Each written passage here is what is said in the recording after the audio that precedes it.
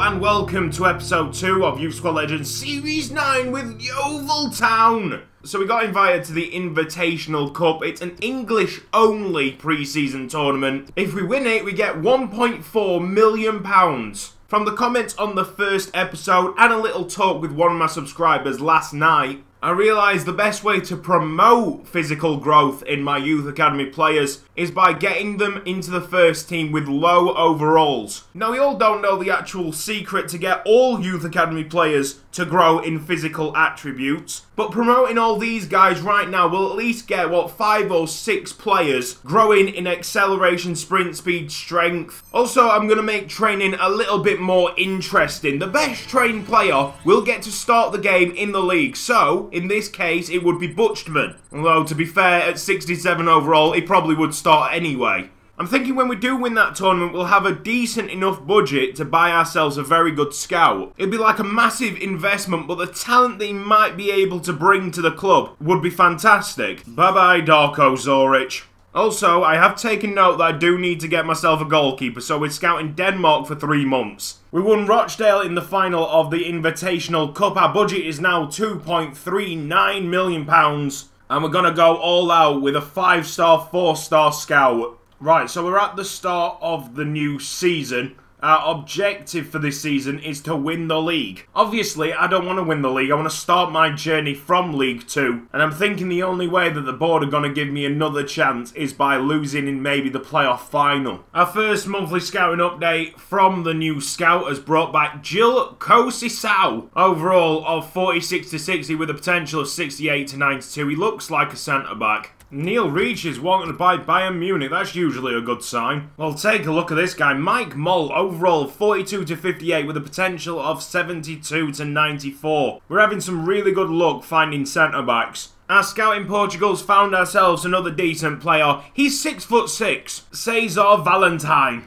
In the last scout report from Denmark, we've got 2 quite interesting goalkeepers. Not the best potential, but at least we'll have something in the net for next season. Couple of 94s from Portugal. We got this left back, Ricardo Alves, and Telmo Rodriguez, a central defensive midfielder. A couple of people asked me to scout Canada, so that's where we're going next with our very good scout. So the English scout is bringing back some ridiculous talent. Jonathan Kennedy, overall of 51 to 67, with a potential of 80 to 94. Well, to be fair, Canada has brought me back one player already, Nicholas Ricketts, overall of 41 to 55 with a potential of 68 to 92. There's another one, Maxim Becker. Great name! In Argentina, we got a 5'3" Sergio Alvarez. Overall of 41 to 55 with a potential of 65 to 89. And we are desperately running out of money. This will be the last signing until the January transfer window, which is just around the corner. We're going to have to sell some players, but everything's looking good. We're top of the table right now. We can throw a couple of games to make us go down to 4th place. So it's now the end of the year, and the best trainer so far is Peter Babiars. Looking quite a promising forward right now, and growing in physical stats. I've made my decision on who to sell, Dawson and Nathan Smith, simply because they're not the best players in their position. It looks like we won't be able to sell Kevin Dawson after all because he's already departing the club. He's going to Sheffield United after his contract expires. Well, we can go ahead and transfer list a couple of our centre-backs because our youth academy centre-backs have already reached 61 and 62. Finally, a transfer offer for one of my players. It's come near the end of January. I'm going to try and push for like £240,000 on this deal.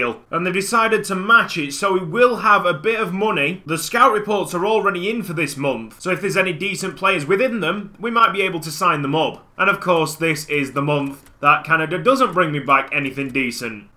Oh, yes, lad. The scout in Argentina, he's done his job correctly, and I'm going to sign both these players up. How has this guy got such a good potential with the overall of 44? Something doesn't make sense. We've got Sam Phillips on the English scout report, overall of 43 to 57 with a potential of 67 to 91. Through the second half of the year, we'll be concentrating more on the midfielders and improving their stats in training. From Poland, we got Tiago Morawski. Overall of 47 to 61 with a potential of 73 to 94. And that is it.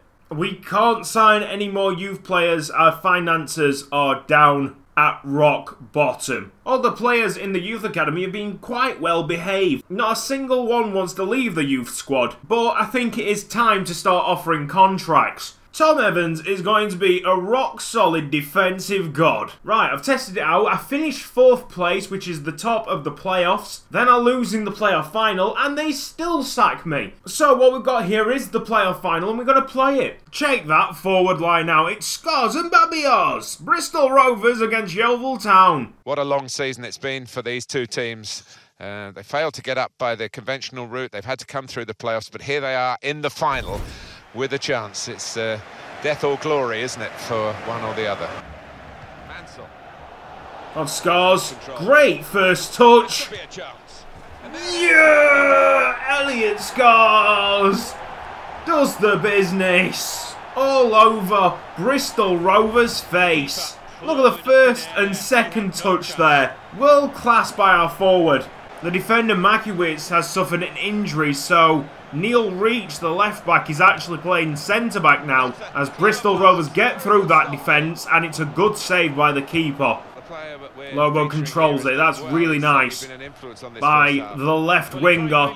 Butchman forced wide. What's he going to do with it? Nice piece of skill. Cutting inside and running at the heart of this defence. Plays it forward. Elliot scores for Yeovil Town. His 2nd of the game. What a way to make a name for yourself. You've got to credit the work by Butchman. He's not really that strong, but he held on to that ball superbly. Oh, wow. How has the keeper let that in? It's a nothing shot. Just get it away. Stick a boot out. Stick an arm out. Do something other than that. Right, Bristol Rovers might have a surprise for us right at the end of the game. Lobo on the left.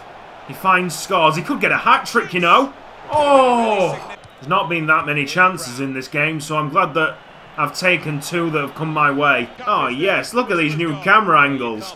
Yep, celebrating a promotion that I didn't really want to have. There's some more camera angles there. This is actually quite nice. Feels much more like a celebration, this. The end of the season training report, and Harry Killip, the central defensive midfielder, has been training the best. He actually played a part in the playoff final. His job is basically protecting Butchman because he is a fragile old thing. What?